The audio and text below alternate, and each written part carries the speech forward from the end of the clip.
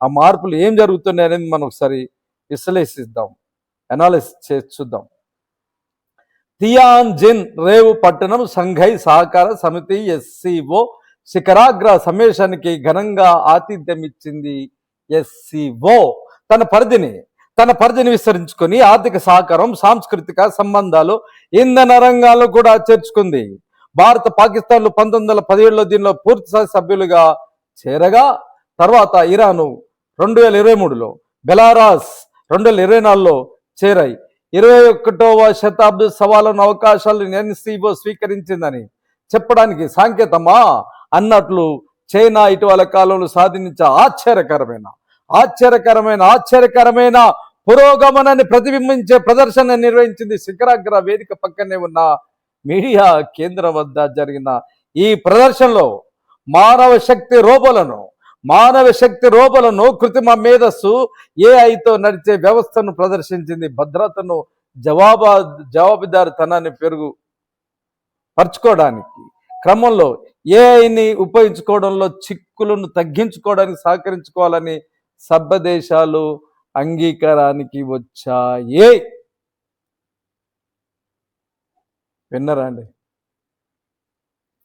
దీంట్లో ఏం కన్ఫ్యూజ్ కాకుండా, చైనా రకరకాల అభివృద్ధి కార్యక్రమాలతోటి అప్రతిహతంగా చెప్పిన కదా, మానవ జాతిని భూగోళం మీద వదిలిపెట్టి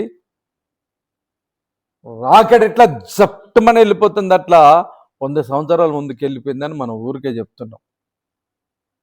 ఊరికే చెప్పే విషయంతో పాటు ఆ చైనా అనేది భూగోళంలో ఒకటే కాదు కదా, 230 దేశాలు ఉన్నాయి ప్రపంచంలో. దగ్గర 200 దేశాల్లో వాళ్ళ వ్యాపార వృత్తిని నడుపుతుంది, ట్రేడింగ్ నడిపిస్తుంది, వాణిజ్యాన్ని నడుపుతూ ఉన్నది. దానికి ముఖ్యమైన వాళ్ళతోటి పిలిపించి రకరకాల పద్ధతుల్లో వాళ్ళ శక్తి సామర్థ్యాలని అక్కడ ప్రదర్శిస్తుంటే, అసలు భూగోళం మీద ఉన్నామా, చంద్రలోకంలో ఉన్నామా, ఇంద్రలోకం ఉన్నలా, ఇది ఏం లోకం రా నాయన అర్థం కావట్లే. అసలు దిమ్మె తిరిగిపోయింది ఒక్కొక్కలకి, పరిశాన్ అయిపోతుంది టీవీలలో చూస్తే.